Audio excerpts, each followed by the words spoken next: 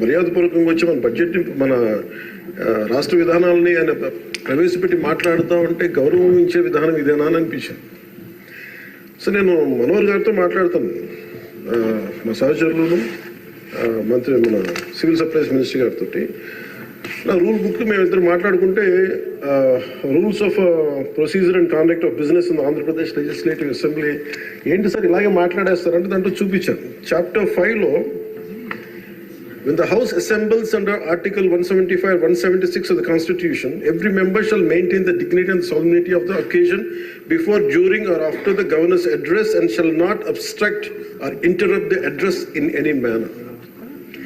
Maintenance of dignity and solemnity at Governor's address అనేది చాలా స్పష్టంగా ఈ రూల్ బుక్లో ఉంటే మనమే రూల్స్ని ఇంప్లిమెంట్ చేయాల్సిన వాళ్ళం.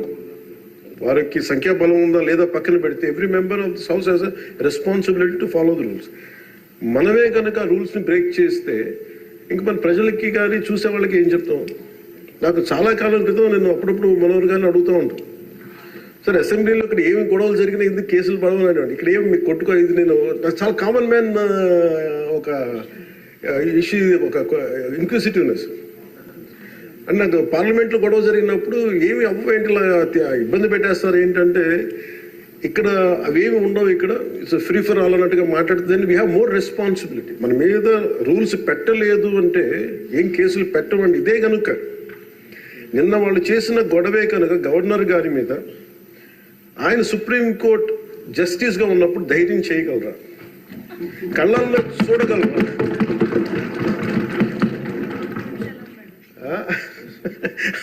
నాకు అదే అనిపించింది.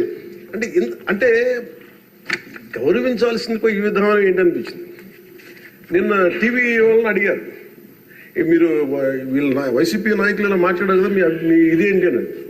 YCP synonym for ruckus. అంటే గొడవకు కానీ బూతులకు కానీ వాళ్ళు పర్యాయ పదం అయిపోయారు. అంటే నిన్న చూసిన గొడవ జరిగిన తర్వాత నాకు నిజంగా అనిపించింది, గౌరవ ముఖ్యమంత్రి గారు అన్ని సంవత్సరాలు వాళ్ళు ఎలాగా వాళ్ళని తట్టుకొని నిలబడ్డారు, ఆయనకి హ్యాట్స్ ఆఫ్ తెలియజేస్తారు. అది ఎంత గట్స్ ఉండాలి, ఎంత దమ్ము ఉండాలి, ఎంత ధైర్యం ఉండాలి. అలాగే నాకు నిన్న గొడవలు జరుగుతుంటే నాకు అనిపించింది, నాకు ఇవే గుర్తొచ్చినాయి అధ్యక్ష. వాళ్ళు ఎప్పుడైతే పేపర్లు విసిరేసి అక్కడ దాకా వచ్చారో నాకు గుర్తొచ్చింది వివేకానంద రెడ్డి గారి హత్య గుర్తొచ్చింది. అంటే వాళ్ళ విధ్వంస విధానం చూశాను. అలాగే ప్రజావేదికని కూల్చిన విధానాన్ని గుర్తొచ్చింది అధ్యక్ష. 200 పైచిలకు ఆలయాలని విధ్వంసం గుర్తొచ్చింది అధ్యక్ష. డాక్టర్ సుధాకర్ గారు చనిపోయిన విధానం గుర్తొచ్చింది అధ్యక్ష. జంగారెడ్డి కల్తీ సారాలో చనిపోయిన చావులు గుర్తొచ్చినాయి అధ్యక్ష. సుప్రీంకోర్టు జడ్జిలతో లెటర్ రాసిన విధానం గుర్తొచ్చింది అధ్యక్ష.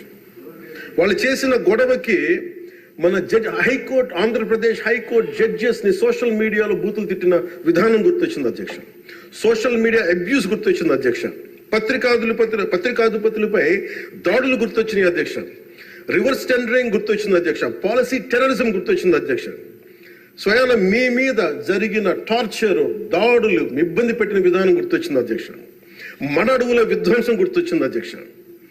చంద్రబాబు గారిని 53 రోజులు జైల్లో పెట్టి ఇబ్బంది పెట్టిన విధానం గుర్తొచ్చింది అధ్యక్ష. అమరావతి రైతుల్ని దారుణంగా రక్తాలు వచ్చేలా కొట్టి కేసులు పెట్టింది గుర్తొచ్చింది అధ్యక్ష. తిరుపతి కల్తీ లడ్డులు గుర్తొచ్చినాయి అధ్యక్ష. అబ్యూజ్ ఆన్ విమెన్ గుర్తొచ్చింది అధ్యక్ష.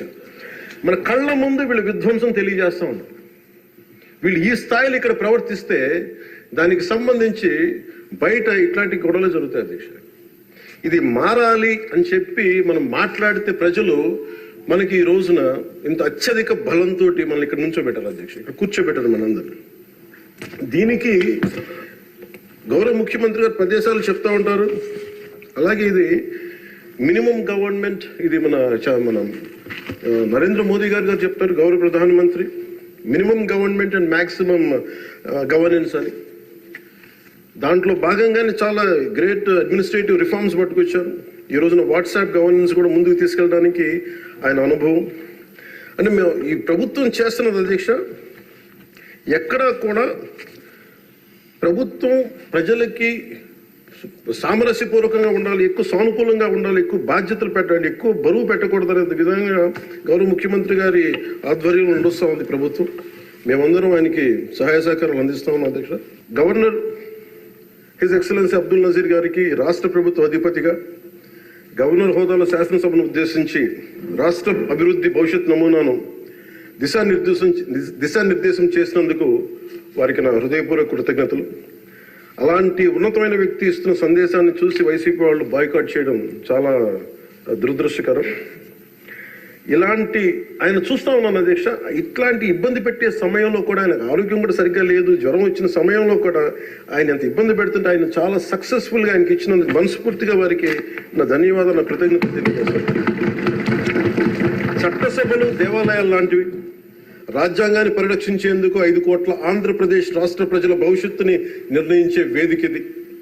అలాంటి సభను హుందాగా నడిపించాలని కూటమి ప్రభుత్వం అధికారులకు వచ్చిన రోజు నుంచి తరచుగా చెప్తూ గౌరవ ముఖ్యమంత్రి గారు పదే పదే మా అందరికీ దిశానిర్దేశం చేస్తూ ఉంటారు. గతంలో కూడా మొదటి రోజు కూడా వారికి ఎట్లా రావాలి పెడితే లేదు మనం ఇబ్బంది పెట్టొద్దు, వాళ్ళకి 11 సీట్లు వచ్చినా కానీ పాపం వారికి ఇవ్వాల్సిన గౌరవం వాళ్ళకి ఇద్దామని చెప్పి ఏ రోజు కూడా ఇబ్బంది పెట్టి గబుక్కులు ఒక మాట అంటుంటే గౌరవ సభ్యులు కొంతమంది ఇక్కడి నుంచి అలా చెయ్యొద్దు, అలా మాట్లాడకండి అని అందరినీ చాలా సున్నితంగా మందలించారు ఆయన. ఇట్లాంటి ఉన్నప్పుడు వాళ్ళు ప్రవర్తించిన విధానం చాలా చాలా బాధ అనిపించింది. మేమందరం 164 మంది సభ్యులు చాలా బాధ్యతగా వ్యవహరిస్తున్నాం అధ్యక్ష.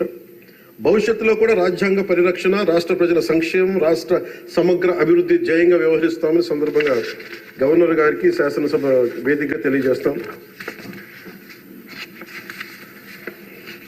నిన్న సభలో గందరగోళం సృష్టించి సభ నుండి వెళ్ళిపోయిన 11 మంది ఎమ్మెల్యేల పార్టీకి సంబంధించిన ఎమ్మెల్సీ ప్రవర్తనల్ని ఖండిస్తూ ఇందులో తప్పు లేనప్పటికీ కూడా గవర్నర్ గారికి ప్రభుత్వం తరఫున క్షమాపణ తెలియజేస్తాను అధ్యక్ష. గౌరవ శాసనసభ స్పీకర్ శ్రీ అయ్యన్న పాత్రుడి గారికి, సభలో ఆసీనులై ఉన్న గౌరవ ముఖ్యమంత్రి శ్రీ నారా చంద్రబాబు నాయుడు గారికి, మంత్రివర్యులకు, శాసనసభ్యులకు, శాసనమండలి సభ్యులకు, అలాగే సభ నుంచి వెళ్ళిపోయిన వైసీపీ సభ్యులకు కూడా నా హృదయపూర్వక నమస్కారం.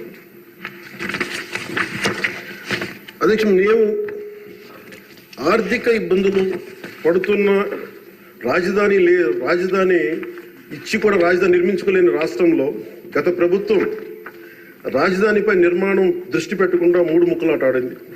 అభివృద్ధి కుంటుపడింది, ఆర్థిక స్థిరత్వం కోల్పోయింది.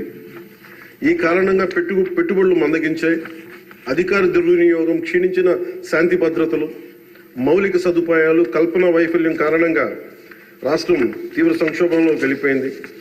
ఇలాంటి సమయంలో గౌరవ ముఖ్యమంత్రి శ్రీ నారా చంద్రబాబు గారి నాయకత్వంలో ఆయన ఈ సవాళ్లను అధిగమిస్తూ ప్రభుత్వాన్ని స్థాపించాం. ఇప్పుడు ఆర్థిక, సామాజిక, సాంస్కృతిక, విద్య, ఆరోగ్య, పర్యావరణ మరియు మౌలిక సదుపాయాల అభివృద్ధి లక్ష్యంగా ప్రాంతాల వారి సమగ్రమైన అభివృద్ధి ప్రణాళికతో ముందుకు వెళ్తున్నాం. ఎన్నికల ముందు పరిస్థితులు చూసాం. సాంత్వన, ఓదార్పు కావాల్సిన రాష్ట్రానికి ఈ రోజున వాళ్ళు బాధ్యత రాహిత్యం మనకి చూసాం. గత కొంతకాలంగా రాష్ట్రం ఆర్థిక సుస్థిరత కోల్పోయిన ధర్మిలా తిరిగి నారా చంద్రబాబు గారి నాయకత్వంలో పునర్జీవం వైపు అడుగులు వేస్తున్న కీలక సమయం అది. అదేవిధంగా ప్రభుత్వంలో పారదర్శకత, జవాబుదారీతనం తీసుకురావాలనే ఉద్దేశంతో పంచాయతీరాజ్ శాఖలో అవినీతికి ఎటువంటి తావు లేకుండా ఉద్యోగుల బదిలీల కార్యక్రమం చేపట్టడం జరిగింది అధ్యక్ష. గ్రామ పంచాయతీలో ఘనంగా జాతీయ వేడుకలు జరుపుకోవాలనే ఉద్దేశంతో గణతంత్ర దినోత్సవ వేడుకలను ఖర్చులను పెంచి పంచాయతీలకు అందించడం జరిగింది.